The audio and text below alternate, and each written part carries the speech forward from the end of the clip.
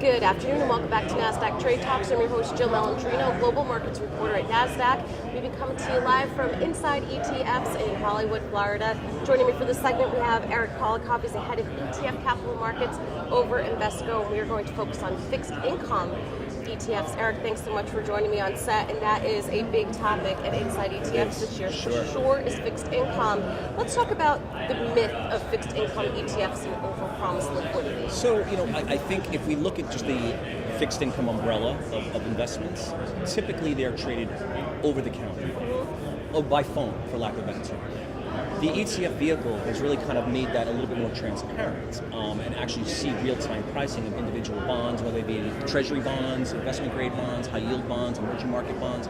The point here, though, is that transparency has shed a lot of sunlight on that over-the-counter dark market. So I think that's why ETFs are becoming more and more a vehicle of choice for people that are looking to invest in the fixed income space. And that's only going to improve as the fixed income markets become more electronified and that'll lend to that transparency. Right.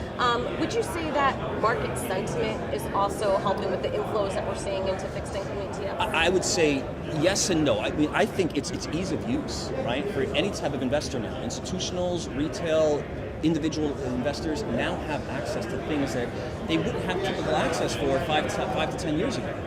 Well, that's the thing with the fixed income ETF market and the underlyings overall is that it's the largest market in the world, right? And it's so complex because it's not quite as up to speed as some of the other markets like equity markets.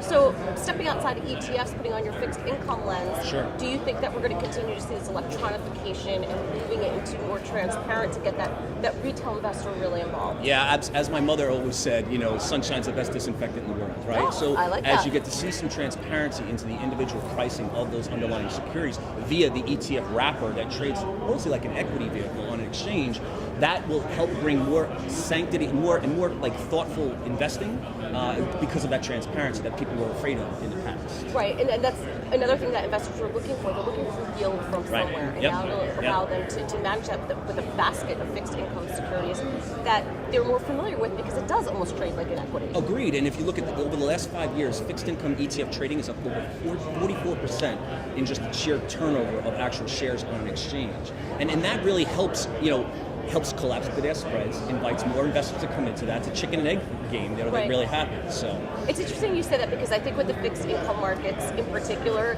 it is the chicken and the egg. Liquidity begets liquidity, but you can't get the liquidity unless you get the trade. So it's a gentle topic that we all in the capital market space in the ETF world have to deal with every day. All right, Eric, thank you so much for joining us on Inside ETFs, and thank you for joining me throughout the day. I'm Jill Malandrino, Global Markets Reporter at Nasdaq.